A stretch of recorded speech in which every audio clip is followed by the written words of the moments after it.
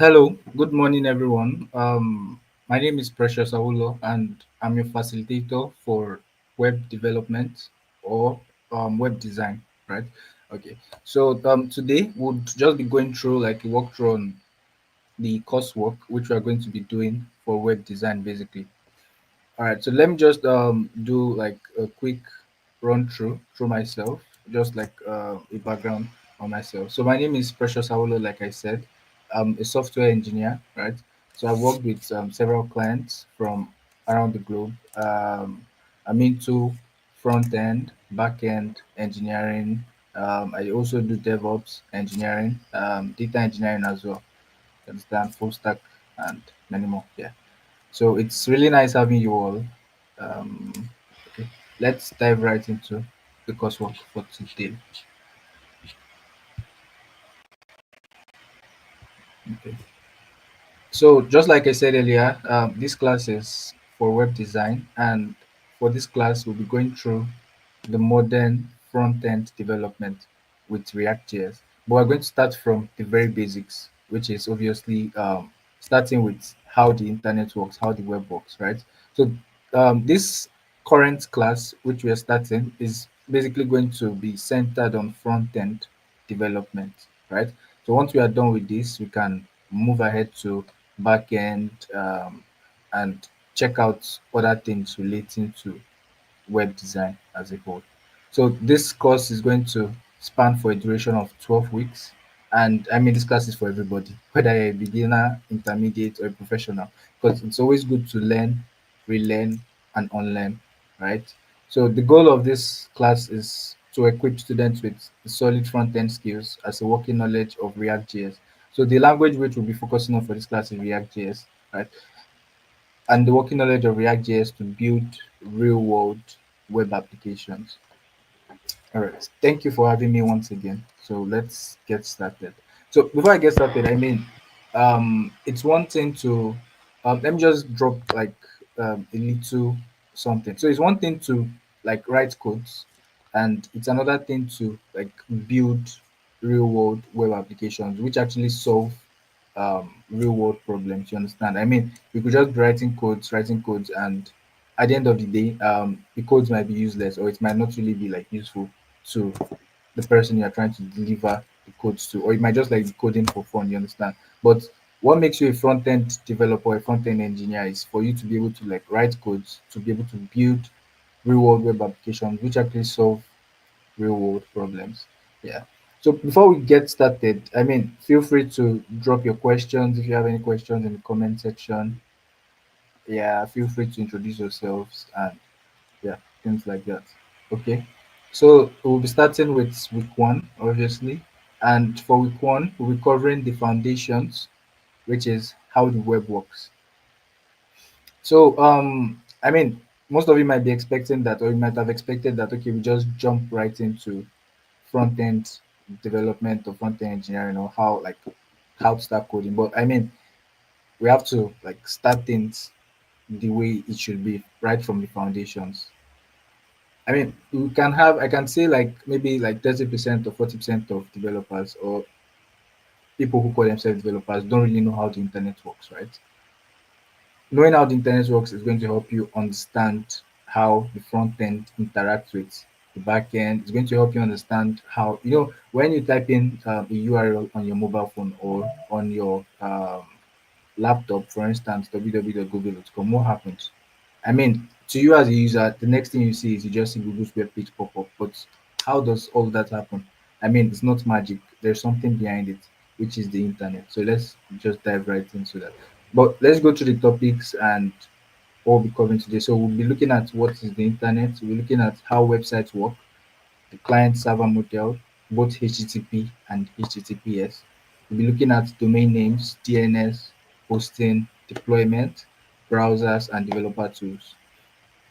So there's also going to be a bonus for today's class, which is the business of tech, just roles in tech, PM devs, QA, design, and the possible career paths in front end engineering. I mean, tech is broad, tech is wide, and we have several career paths in tech. Yeah. Then, okay, yeah, let's dive right into it. So, share this. Okay, so this is the course work which we'll be using for today, right? So just like I said, I'm a facilitator for today. My name is Precious Awolo, and okay, let's dive right into it. So the internet, I mean, it's kind of like a buzzword which has been flying around. The internet, the internet, the internet. I mean, what is really the internet? From the name internet, that's interconnected networks, right? But in this case, it's okay. Let me just dive right into it. The internet is a global network of interconnected computers, right, that communicates using standard protocols. When I mean computers in this sense, I might not mean your actual laptop or your phone which you are using. But yes, those are classified as computers as well. But we could call anything digital which has CPUs, which has cores, which has processing memory. We could call them computers. You understand? So the internet is just a global network of interconnected computers that communicates using standard protocols. Right?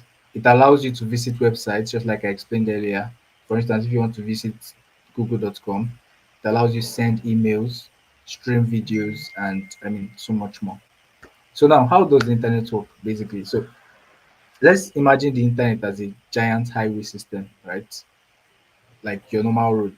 For instance, we have third mainland bridge, right? An highway like that. So devices like your computers and phones, they're just like cars which move on the highway, right? Then we have routers and servers, they're like intersections and buildings mounted maybe alongside the road. Then we have data. Data moves in form of packets like the mail. So let me just explain that. So given the analogy of this, you have the highway, you have let's assume you have cars on the highway. No cars are moving, but cars are separated from each other. So now we also have routers and servers, right? Routers and servers serves as data centers, or the servers the main means of communication between these computers or phones. Now, if I now want to, as a user now, I try to do okay. Let me just do something real quick. Let me share this tab instead. All right. So I tried to do let me say uh, okay, let me go to www.google.com, right? And I press enter. You see, my browser loads, and this is what I see. So what happens here is when I press www.google.com, right? A request is being sent to the internet. What I mean by that is a request is being sent in, maybe you can say, electrical waves via data. That's via data connection. Obviously, it goes to the nearest mast, which we have around, which goes to satellite, then reroutes the request to a possible data center, which has google.com hosted on it, right? But although we'll go much more into servers and all later in the class, but let me just explain how it works. So I make a request, google.com. So that request is being sent to a possible data center which has Google hosted on it. Then what happens is it searches for google.com and checks if I'm sending my request with any query. If it just says, okay, I'm just trying to get the web page called google.com, it sends back google.com as a response as packets of data in bytes in this case. It comes back into my comes back to my PC, travels via those data packets to back to my PC, like in form of data. I mean, we cannot see data, but it travels in form of data. It comes back to my laptop, and I see google.com. I mean, it happens very fast. Like it happens very fast in seconds, right? So we have something we call what's the name? Okay, fiber optic cables, right? I don't know if you've heard of fiber optic cables, but fiber optic cables are um that's what we use for um that's what we use to transfer data from one point to another. So data is not if you want data to travel over a very long distance, right? That's the normal traditional way which we use. If you want data to travel over a long distance, we use fiber optic cables to transfer or to convey our data. They are just like pipelines, right? The data flows through them like water, you understand? But in this case, it flows through them like packets. Yeah. All right, so let me just go back to the explanation which we were going on about. So back to how it works. Just like I explained, you have your computer, you put in google.com, send a request, it comes back to you. as a response. So everything travels through data packets, right? So we have some concepts or some terms, right, which we use when talking about the internet. So we have something called IP address, we have packets, we have protocols, we have ISP. So let me start from the first, which is IP address. So IP address can be, okay, let me relate it first of all to our real life world, right? So imagine you as a user. I mean, I can assume everyone here has a um, telephone or has a phone, has a mobile phone, you understand? And on your mobile phone, you have a particular SIM card registered on it, right? So let's say I walk up to you and I ask you, what's your phone number? You tell me your phone number, maybe 00231, blah, blah, blah, blah, blah, blah. You understand? Now, I save that phone number on my phone, but saving it now, if I save it just as um, blah, blah, blah, like 080 or 081, 23, blah, blah, blah, blah, you understand? That is your, okay, okay, let me come again with that, right? I come up to you, hmm and I say, give me your phone number, right? So let me just explain it step by step. Give me your phone number, you give me your phone number, I save it, right? Saving it now, I'm just saving it just as your phone number. I'm not putting any name on it. I go to Mr. B as well. I ask him, can you give me your phone number? I want to have your contact. I collect his phone number, I save it. You understand? Let me show what I'm saying. So 081, blah blah blah, something like this. This is Mr. A. Then for Mr. B as well, I collect his contacts, I save it as well. I go to Mr. C, I collect his contacts, I save it as well, right? So now, to you collecting their numbers and saving it, you know that this person now can be called maybe Wisdom, right? This person is called maybe Tom. This person can be called Tony, right? But what you just saved it as now is just this phone number. So relating it back to the internet and IP address in this case, we can say, or before I do that, I mean, on your phone, you already know that this number, anytime you see this number, you know that, or anytime this number calling, you know that this is Wisdom calling. Anytime you see this number calling, you know that this is Tom calling. Anytime you see this number calling, you know that it's Tony calling. So this way, you can easily identify each user you have on your phone book or your contact book as the person who is calling. In this case, that Wisdom, Tom, or Tony. So for instance, if Wisdom is Sorry, calling, see, Precious. Sorry for yeah. cutting you. We can't see your screen. Oh, We can't so see your sorry. screen. Let me. Can you please share your screen again? Yeah. Alright. So sorry about that. Yes,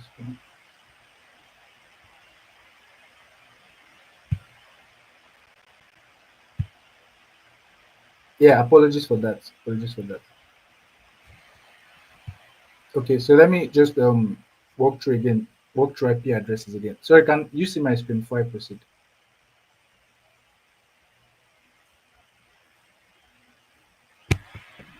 Yes, we can see your screen now. Can everyone see my screen? Yes, we can see your screen. All right, perfect, perfect. Thank you so much. Okay, so let me just proceed with the IP address explanation. So just like I said, relating it to the real world, you walk up to Mr. A, you ask him, okay, I need your number. I want to save your contact, right? He gives you his number 08128373663. You save that just as that number. Mr. B, you walk up to Mr. B, I need your number. You save it 09027363737, right? You save that. You walk up to Mr. C, you do the same thing.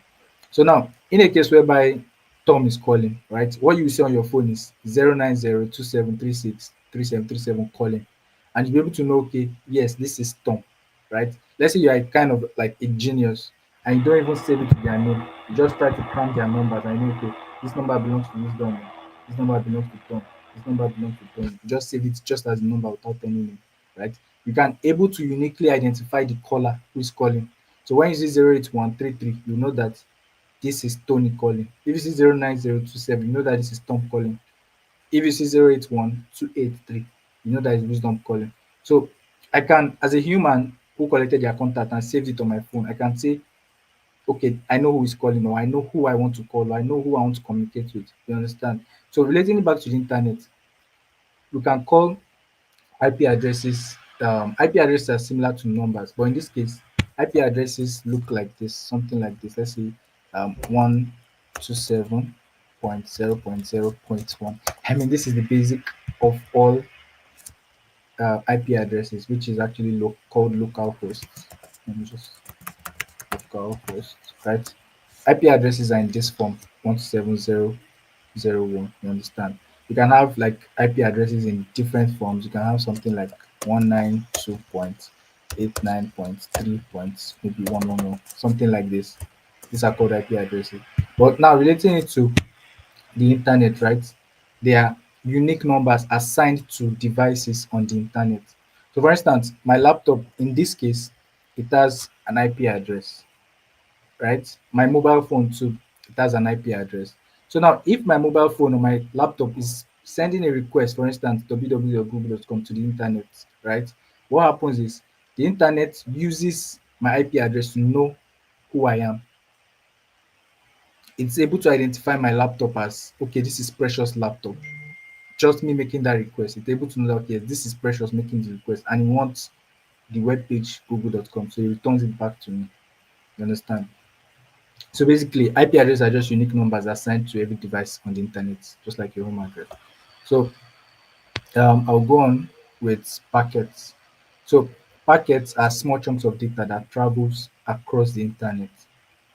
I mean, we cannot see data packets. They actually travel in electromagnetic waves in form of data, right? When you say you want to do data, you want to do data subscription. I mean, your data subscription is just what enables your data packets to travel from your laptop or your phone to a server, that is the internet, across interconnected computers. You understand? So if you don't have data on your mobile phone, I mean, you won't be able to send that. So we use data as a means of sending that, or yeah, just data basically. That's our network data. Then we have protocols as well. So protocols are a set of rules. Example, we have TCP/IP, which governs how data is being transferred. So we have HTTP, we have HTTPS, we have SSH, we have FTP also. We have a lot of protocols, right? But we won't dive into that. So that even brings us to our first take home assignment, which is um, learn more about protocols, right? It's going to be really, really helpful, especially as a software engineer, because you need to know how. Um, so let me just explain what protocols are in layman terms. So protocols are more like rules set up for different requests. So for instance, let's say what can I use? Let me see. Okay, let's say I'm trying to like stream videos, right? I think videos FTP. Okay, let me not use video, let me use file, the one I'm sure. So let's say I'm trying to request a particular file from the internet. Maybe I want to download a file, right? If I want to download the file, I'm going to send the request to the internet with a protocol called FTP, right? Sorry, I'll send the request to the protocol called HTTP, right? HTTP is normal request. Then the internet returns the file to me via FTP, right? So I download that file through FTP, or if I want to transfer the file from one device to another, I have to use FTP as the rule. If I don't use FTP, that file won't be transferred. But now, you as a user, you don't need to explicitly say, okay, internet, I want to send a file as FTP. Help me send it. No, it already knows. All these things are pre-programmed, you understand? But it's always good to know the foundation, how everything works. You understand? So just learn more about protocols, and I mean, you would enjoy the internet. You like it will give you more like in-depth knowledge about how things work, how communication works on the internet. Same thing goes for streaming, like streaming videos. What we are doing now, you seeing me live streaming. I mean, there's a particular protocol. I'm not really sure about it, but I'll have to confirm. There's a particular protocol that's being used for you to even see me, right? If I'm not using that protocol, you won't be able to see me, and you won't be able to see like my video data packet being sent to you from where I am currently. All right. So let's move on to ISP. So ISP in this case is just your internet service provider, what connects you to the internet, just like I said. For instance, I'm using MTN currently. MTN is my internet service provider, and I bought data on MTN. I subscribed. That's how you're able to see me. So it's basically what connects me to internet. If I don't have an internet service provider, I won't be able to access the internet. Yeah. So okay, we have here real world analogy. You're sending a letter data to a friend. Okay, you write it, you encode the data, address it, and give it to the post office, right? Then the letter is delivered and your friend receives it. You understand this analogy now? So you're sending the letter to a friend, you write it, you address it, and give it to the post office. Then the letter is being delivered to your friend. Relating to the internet, sending a letter to your friend now is making a request. Maybe I want to request google.com to the internet, right? So I write that google.com. When I write that google.com, the protocol I'm using encodes that data, right, and addresses it to the IP address which I want to like get the data from, right? And it gives it to the post office, which is the internet service provider, MTN in this case. MTN now sends it or routes it via servers to where the request is meant to land, and the request comes back to me. So that's basically how the internet works. So before we continue, does anyone have any questions to ask?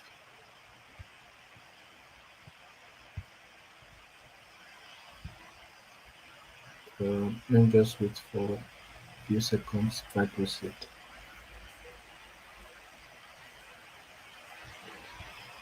All right. So in absence of no question, let me just proceed.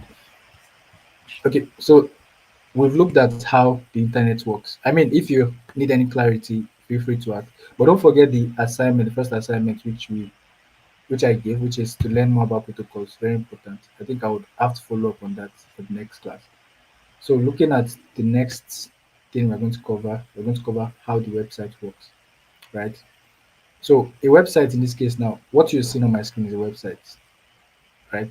A website, just like your land site, whereby, okay, let's say I want to go to ShopRite. ShopRite is a land site, right? But we have a building there. The building stays on the land site. The building in ShopRite stays on a particular land site. The land site is the location where it is, maybe in Ikeja or Sulere or Island, you understand? So in our case, websites are just like what you've developed or the code you've written to build something you want people to see when they reach that particular site. You understand? So reaching that particular site is maybe through a particular domain name or an IP address. You get. So if you want to go to shop right now, you need to know the location where ShopRite is, like the address where ShopRite is. Then you walk or you drive there, you see ShopRite. Same in our case. If you want to visit the website, you need to know the IP address, right? Knowing the IP address, you send a request or you go to the IP address, you see the website you want to see. Okay. So okay, I think there was one thing I skipped, but let me just like go back to it. So we have what we call looking at IP address, okay, I forgot to add that. Looking at IP addresses, we also have what we call, sorry, okay, let me just write it here. We also have something we call domain names, right? Domain names. Let me just make this bold. So, what are domain names? I mean, a lot of us might have heard domain names, DNS, domain names. So, what are actually domain names? Relating it to what I explained, domain names and IP address, they're like brothers and sisters, 5 and 6.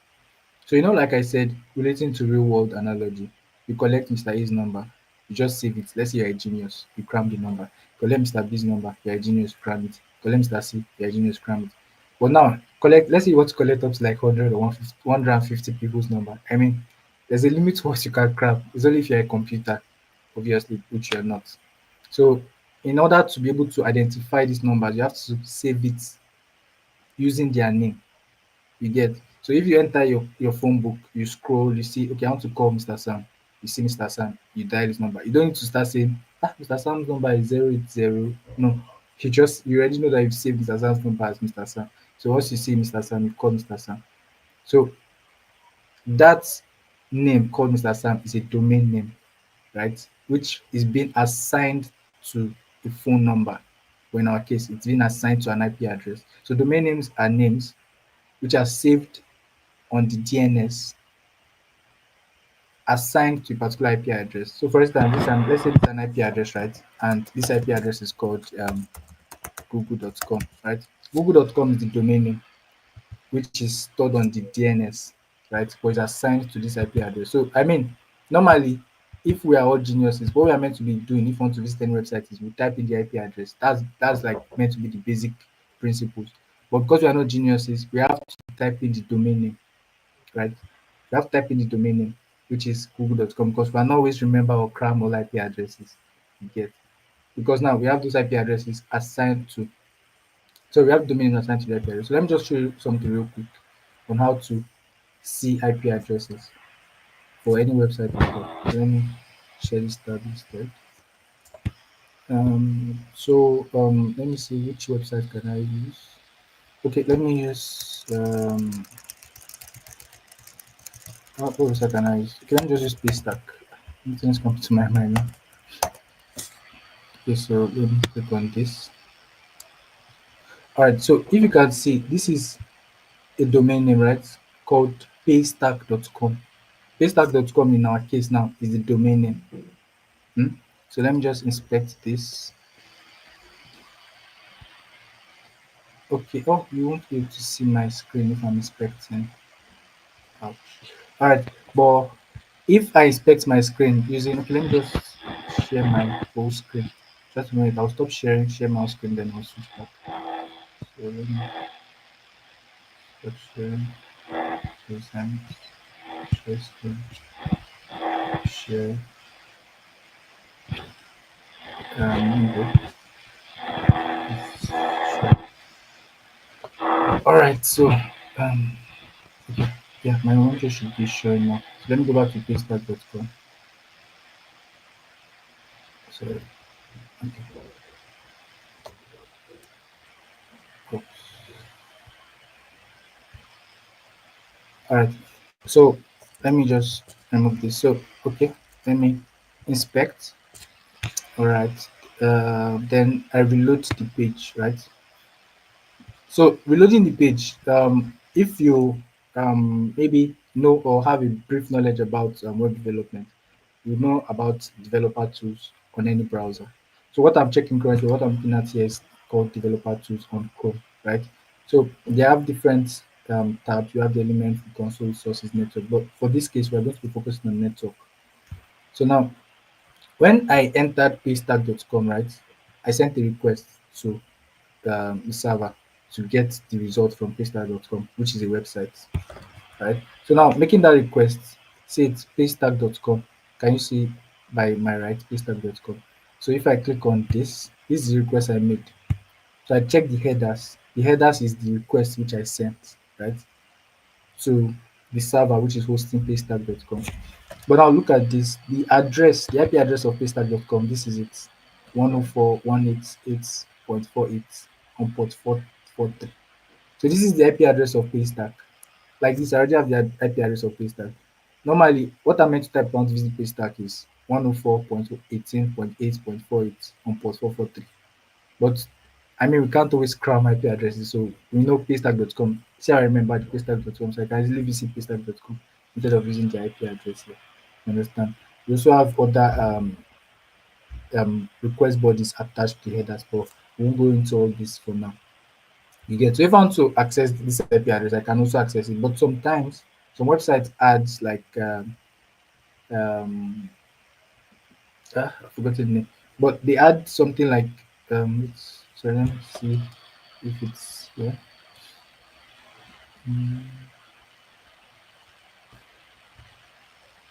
Mm, I don't call it a reverse proxy, but they add how would I forget this name? So sorry, I would talk back on that in next class. I can't really remember the name now. But sometimes when you put in some IP address in your browser, it might not like give you paystack.com. It will redirect you to um it will redirect you somewhere else. Just like what Cloudflare does, but I've forgotten the exact name to call it. But we'll look into that. But basically this is just how to see IP address of any website. So if I inspect any website, put in the domain name and check the headers, I should be able to see the IP address of the website. Now looking at all these two, you'll be seeing other files too. So these other files will also these other files, the reason why I'm seeing them is because when I made this request to paystack.com, these other files like what you're seeing, the button, the images, they all exist on paystack.com. So definitely it's going to respond with everything, all the elements, all the files, everything on pastag.com. It's going to respond with everything back to me, which is what we are seeing here, right? Okay, so let's go back to um what we're talking about. Let me just switch this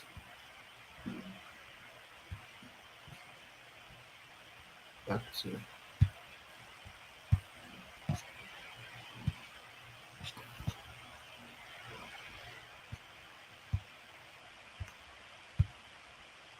All right. So basically, what I just showed you guys now is how to get IP addresses. But I mean, you also have to be careful, like looking at website IP addresses, right? What they want you to see is just the domain name. They don't want you to see the IP address because some websites are very vulnerable with their IP addresses, especially looking at exposed ports. But let's not go into that. What they want you to know is their domain name. So just stick with their domain name. So that's what we have. That's what we call domain names. Names that are assigned to IP addresses, which you can use to visit those websites. You understand, or the resource on the web. So talking about domain name and servers, there has to be like a connection between them because looking at your phone, which you are saving the user's contact, and the person which you are trying to call, looking at it, there is something connecting, which is your phone book, right? You have to use your phone book to save the user's number, which you can always make reference to anytime you want to call the person or you want to receive a call from the person, right? So in our case on the internet, what we use instead of phone book, we use what we call DNS, which is domain name server. It's just like a phone book that saves all the IP addresses. It has all the IP addresses in this whole wide world you can ever think of, right? So let's assume you let's assume you buy a server or you pay for a server, you have a server, right? The server has an IP address. Then you buy a domain name for the IP address. You link the domain name and the IP address together. On linking the domain name and the IP address together, you are automatically saving the domain name with the IP address on the domain name server. So anytime you make a request, what happens is that's your domain name, which is either google.com, pastag.com. It goes to the domain name server. The internet sends it to the domain name server first. When it sends to the domain name server, what you sent is google.com. It now starts checking where is google.com, where is google.com. Once it finds google.com, it checks for the IP address of google.com, then takes the IP address and uses it to communicate with the data center or wherever the resource is located. The servers don't understand google.com. They don't know what is google.com. They don't know what is pastag.com. What they know is the IP address. You get so the interface between you and those servers where the resources are located is the DNS, which helps you like decode the domain name which you're making a request with to the IP address for the server. Okay. So let's proceed. All right. So how websites work? So how does website work? Like I've explained, website are just resources located on a particular site on the web. You have the client server model, HTTP and HTTPS. So let's look at the client server model. So what is even client server? What's client server? Most of you might have heard client server. I mean, I'm not talking about clients like people might term it, not like a physical person. Clients are actually, in this case, what the user interacts with, right? So if I try to make a request to google.com, what I'm using to make that request is called the client. Is the client side, which is my browser in this case. So the client is your browser or apps that make requests. Or if I'm using Jumia app, what I'm interacting with, the app I'm interacting with is the client. So if I click on pay, I'm interacting with the client. The client is now making a request to wherever it's making the request to, maybe the server or a resource located somewhere. Understand? So that's what the client is. So anytime you're using your phone, you can say, okay, this my phone is a client which is interfacing with something or a resource you get somewhere on the internet. Then you have the server. So the server in this case is the machine that stores and serves data. For instance, web pages, files, videos, whatever. You understand? So that's what calls servers. So anything can be a server as far as it's a computer. This my PC I'm using to communicate with you. I can use it as a server. Currently is my local server because it holds my files, it holds my video, it holds almost everything I have. You understand? So it's my local server. The reason why it's called local server is because it's accessible to just you, which is the owner. All the files and resources on my laptop is accessible to just me. You guys can't access it. But if I give people my IP address, wahala will do. So what you just see my laptop as is just localhost. But once I give my IP address, I become vulnerable. You understand? So that's what servers are, right? They're just machines that stores and sells data. On the internet, we have cloud servers. Cloud servers exist on the internet. So let me just talk about cloud before I proceed. So a lot of us might have heard cloud, cloud, cloud. I mean, they might also see images of the actual cloud when they are explaining cloud in technical terms. So clouds don't actually exist in the sky, they don't exist in heaven, right? Clouds are, or cloud servers, right, are physical places, right, which we have. Okay, how will I explain this? See this power bank now, right? Let's assume this power bank is, or if you watched all those sci-fi movies, all those action movies whereby the villain is going to go and destroy data in one company. Then when he enters a room, you see a lot of big containers or big cupboards, in like cupboard arranged in some room, blinking lights and all. We have wires connected to them. So those are servers, right? They are very big. They hold thousands and billions of data, right?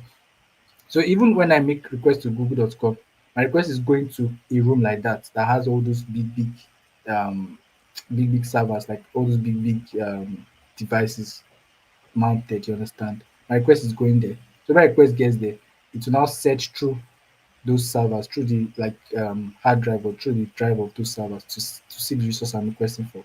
Then returns back to me. Everything happens real fast. You get. So those are what like that's what we call cloud servers.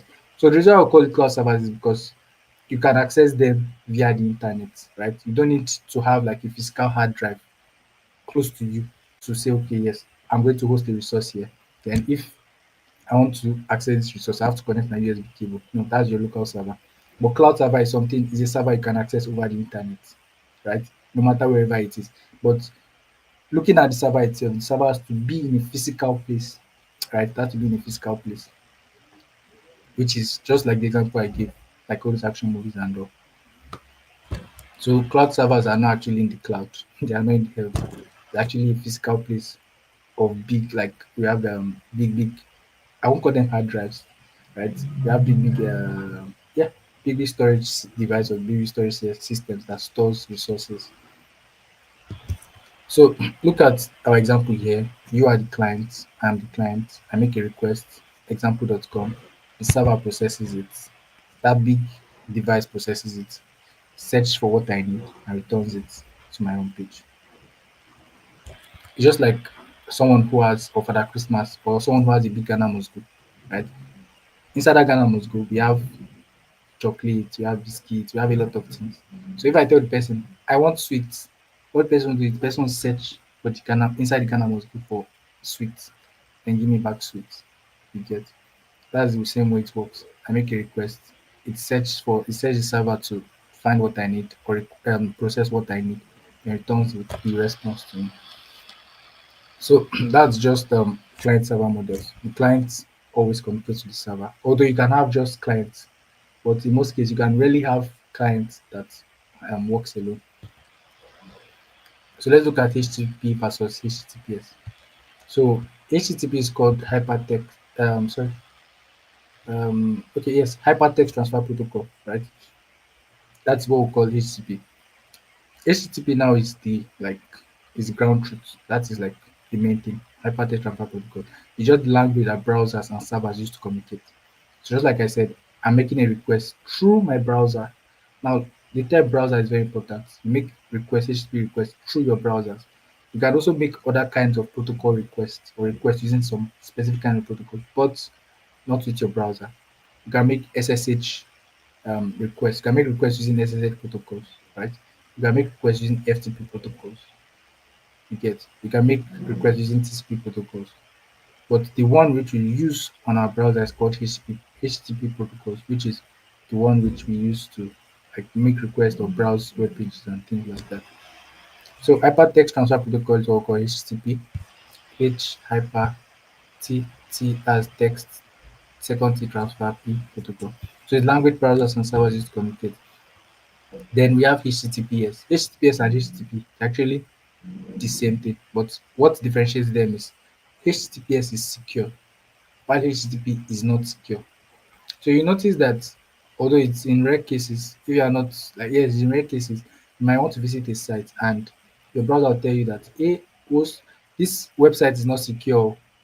Your data, your whatever is like it might like it's liable to be exposed, stuffs like that. You understand?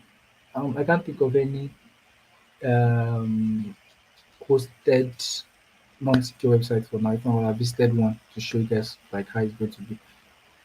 But HTTP is not secured, meaning that okay, let me explain how HTTP and HTTPS sends your data.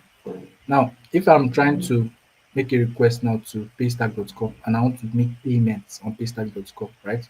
And I'm using HTTP.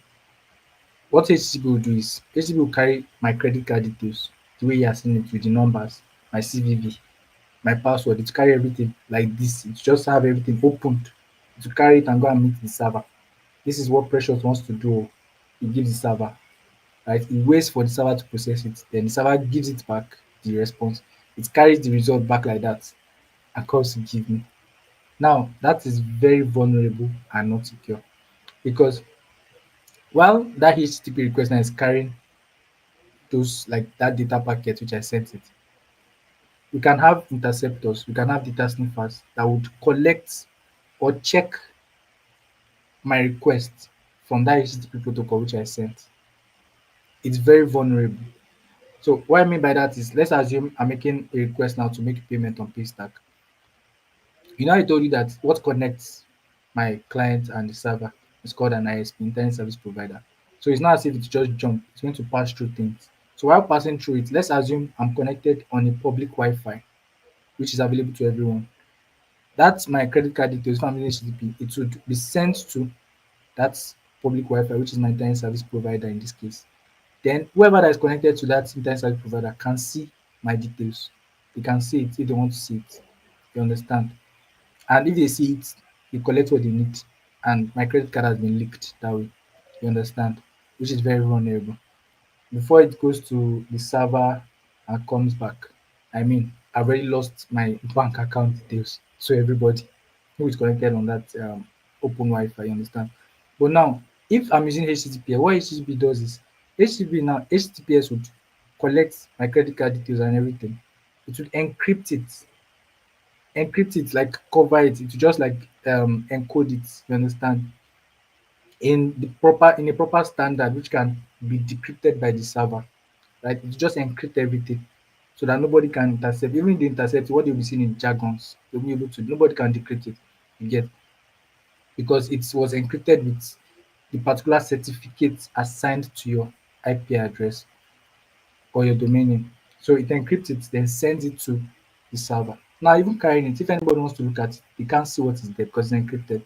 It carries it to the server. What the server does is it communicates with the DNS, who is spacestack.com. It sees spacestack.com, collects spacestack.com's IP address. Once it collects it, it decrypts the data that I sent, sees what I want to do, processes it on its end, then encrypts it back, right? Gives the HTTPS.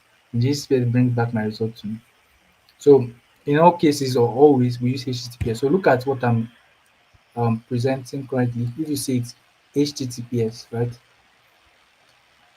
Okay, let me switch my screen. That's what I'm saying. Present.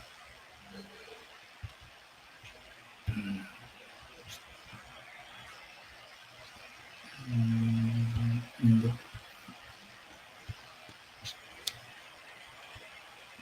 all right. So if you see the current browser, the current tab I am on, if you see this is in HTTPS secured. Almost all websites you interact with always HTTPS secured. If I try to use HTTP, it will not work because this docs.com, docs.google.com, it has a certificate assigned to it. So it always routes my request to a secured network, which is on the HTTPS. Yeah. So let me proceed back to present.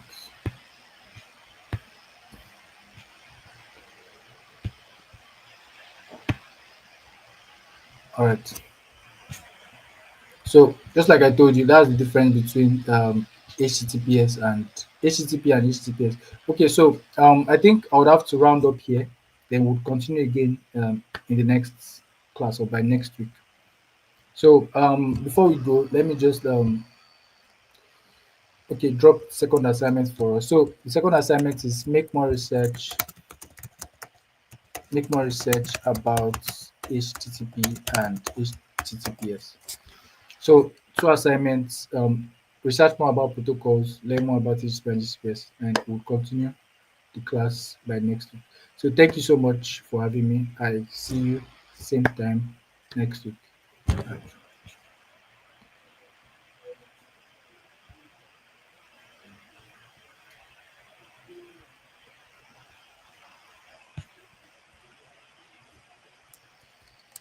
Yeah, let me